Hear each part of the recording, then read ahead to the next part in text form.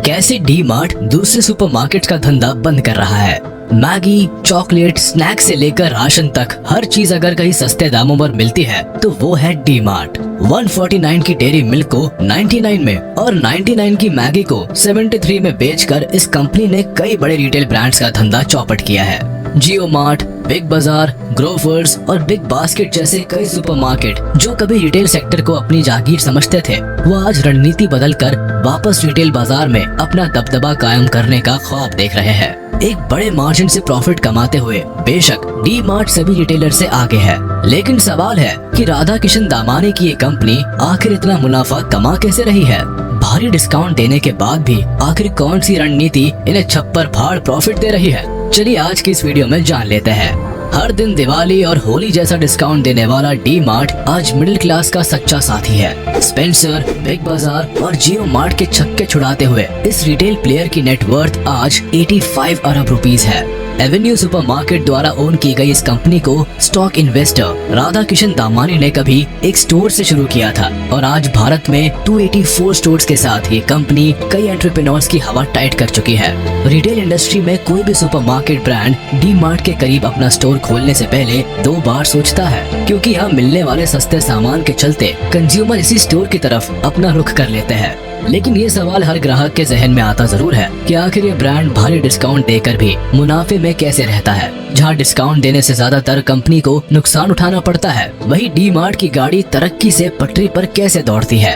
अब माजरा ये है कि डी मार्ट के सक्सेस की कहानी राधा किशन दामानी के अनुभव और बिजनेस स्ट्रैटेजी से जुड़ी हुई है। 61 इयर्स के राधा किशन दामानी ने स्टॉक में अच्छी खासी पकड़ बनाने के बाद अपने एंटरप्रेन्योर बनने की कहानी शुरू की। स्टॉक के आइडियाज को रिटेल पर लगाते हुए वो धीमे धीमे आगे बढ़े। 2002 में उन्होंने रिटेल चेन मेथड से पहले एक स्टोर को स्टैब्लिश किया और फिर slowly steadily progress rate strategy को अपनाते हुए 20 साल में 284 नए स्टोर्स खोले।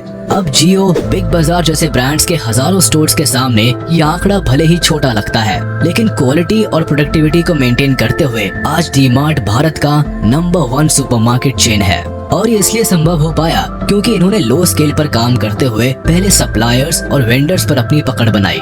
वेंडर्स और सप्लायर्स के कर्जे को जल्दी चुकता करने से कम दाम में भी प्रोडक्ट मिलने लगे। दरअसल ज्यादातर ब्रांड जहां वेंडर और सप्लायर का हिसाब करने में सालों लगा देते हैं, वहीं ये महीने महीने उनका हिसाब क्लियर करके चलते हैं। साथ ही बड़ी क्वांटिटी में माल खरीदने की वजह से भी मैन्युफैक्चरर से डी मार्ट को प्रोडक्ट कम दाम में मिल जाता है और ये इस प्रोडक्ट को कस्टमर को भी कम दाम में बेचते हैं।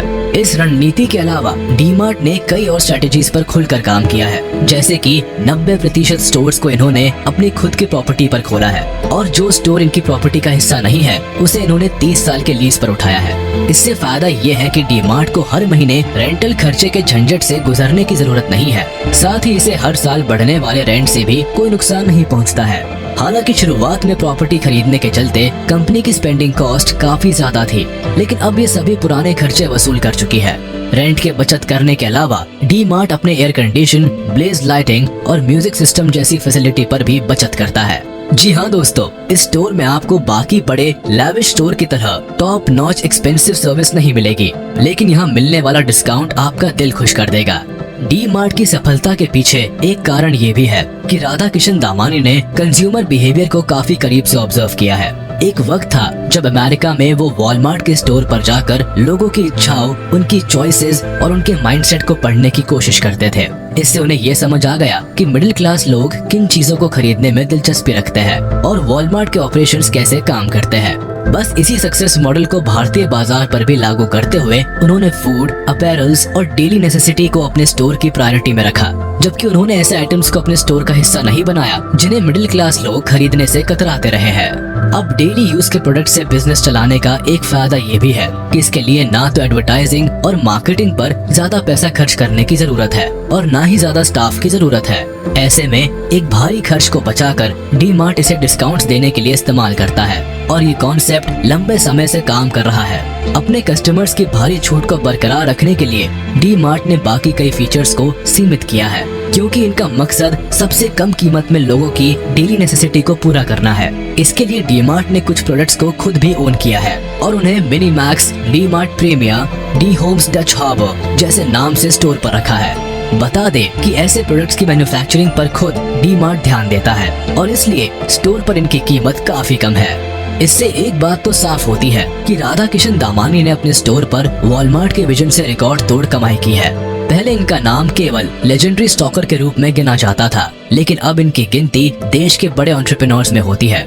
1820 करोड़ यूएसडी की नेटवर्थ के साथ राधा किशन दामानी ने डी-मार्ट के जरिए लोगों का प्यार और भरोसा भी कमाया है। तभी तो एक स्टोर से शुरू होने वाला ये ब्रांड आज सफलता की ऊंचाइयों पर पहुंच चुका है और ये इसकी सफलता का ही सबूत है कि फाइनेंशियल ईयर 2014 और 15 में ही करोड़ों के मुनाफे के साथ इस कंपनी ने कई रिटेल सुपरमार्केट्स को धूल चटा दी थी।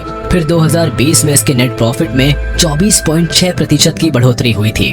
अब आलम यह है कि 2021 में इस कंपनी का नेट प्रॉफिट 1492 करोड़ के पार था। जल्द ही वो भी दिन दूर नहीं है जब ये ब्रांड 2 ट्रिलियन कंपनी बन सकता है और ऐसे में इसकी सक्सेस की छलांग कई रिटेल ब्रांड्स का दम तोड़ सकती है। अब इस पर आपकी क्या राय है और डी-मार्ट के सक्सेस मॉडल से आप कितने सहमत हैं? हमें कमेंट सेक्शन में जरूर बताएं। आज के लिए फिलहाल बस इतना ही। अगर ये वीडियो पसंद आया हो तो इसे अपने दोस्तों के साथ शेयर कर दे और हाँ, वीडियो को लाइक करना ना भूले और अगर आपने हमारे चैनल को अभी तक सब्सक्राइब नहीं किया है तो वो भी कर दे। साथ ही बेल आइकन प्रेस करना बिल्कुल ना भूले ताकि हमारी वीडियो आप तक जल्द से जल्द पहुँच सके।